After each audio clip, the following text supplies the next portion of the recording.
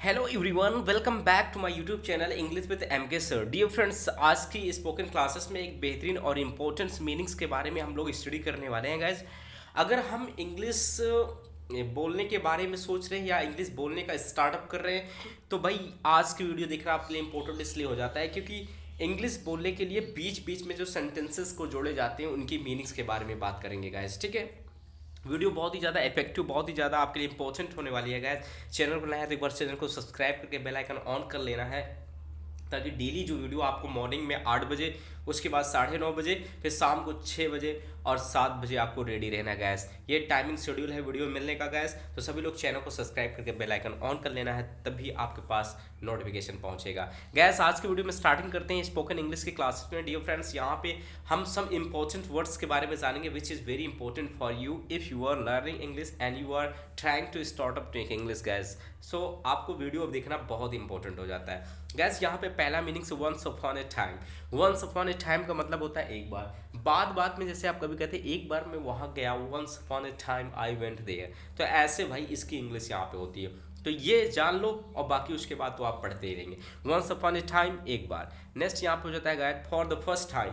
For the first time का मतलब होता है पहली बार। एंड नेक्स्ट हो जाता है again and again. Again and again का मतलब गैस होता है यहाँ पे, अगेन एंड अगेन का मतलब होता है बार बार, जिसको कहते हैं one by one. One by one का मतलब होता है बारी बारी से। कहते हैं ना कि वन बाई वन स्टूडेंट्स आए तो होता है वन बाई वन का मतलब होता है बारी बारी से। In other words, other words का मतलब हो जाता है गैस यहाँ पे दूसरे शब्दों में। कहते हैं ना दूसरे शब्दों में अगर मैं बात करूँ तो इन अदर वर्ड्स, है ना, ऐसे होता है। फिर यहाँ पे होता है जस्ट देन।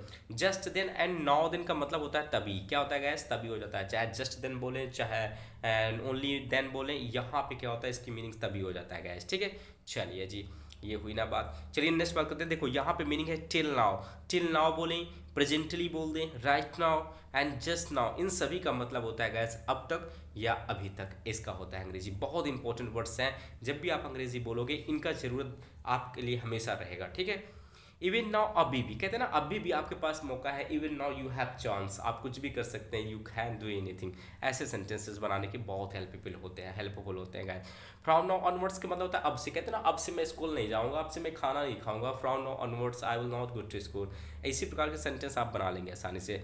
सो मैं सो दैट मतलब होता है यहाँ तक कि, यहाँ तक कि राकेश भी नहीं बताया, यहाँ तक कि पिताजी भी नहीं आए, यहाँ तक कि मेरे सारे संबंधी नहीं है। तो भाई इसकी अंग्रेजी क्या होती है? सो मच सो दैट का मतलब होता है यहाँ तक कि। ठीक है gas, very very important meanings हो जाती है गैस। तो आपको वीडियो तो पूरा देखना बनता है गैस। ठीक है, चलिए जी नेक्स्ट जानने की कोशिश करते हैं गैस। अगला हमारा मीनिंग्स हो जाता है on the country. On the contrary का मतलब होता है इसके विपरीत। क्या हो जाता है? इसके विपरीत हो जाता है। और नेक्स्ट आपका हो जाता है यहाँ पे then at last. Then at last का मतलब होता है तब कहीं। कहते हैं ना कि तब कहीं, ठीक है, तब कहीं जाके कुछ होने वाला। एट वन टाइम का मतलब होता है कभी। ठीक है, एनी टाइम का मतलब होता है कभी भी। कहते हैं ना कि कभी भी आप आ सकते हैं, एनी टाइम। समटाइम्स का मतलब यहाँ पे डियर फ्रेंड्स कभी कभी हो जाता है। समटाइम्स का मतलब कभी कभी। सम टाइम और अदर, या इसी को बोले सूनर और लेटर, इन सभी का मतलब क्या होता है? कभी न कभी। कभी न कभी तो आप आएंगे, कभी न कभी तो सीता अंग्रेजी बोलेगी, कभी न कभी तो हम अंग्रेजी में बात करेंगे। सम टाइम और अदर या सूनर और लेटर का प्रयोग कर देते हैं इसके लिए। ठीक है गैस। नेक्स्ट है समवेयर और अदर। कहीं न कहीं, कहीं न कहीं तुम झूठ बोल रहे हो, कहीं न कहीं पिताजी आ रहे हैं, तो समवेयर अदर हो जाता है। ऑल द टाइम मतलब होता है पूरे समय तक। पूरे समय तक मैं वहाँ खड़ा था, all the time. So far as या एज फॉर एज दोनों का सेम मतलब होता है डियर फ्रेंड्स, यहाँ पे जहाँ तक हो जाएगा। ठीक है, एंड नेक्स्ट गाइस बात करते हैं सम हाउ और अदर, जिसको कहते हैं जैसे तैसे। एंड नेक्स्ट यहाँ पे बात करें ड्रॉप बाई ड्रॉप, इसका मतलब होता है बूंद बूंद। ड्रॉप बाई ड्रॉप का मतलब होता है गाइस बूंद बूंद।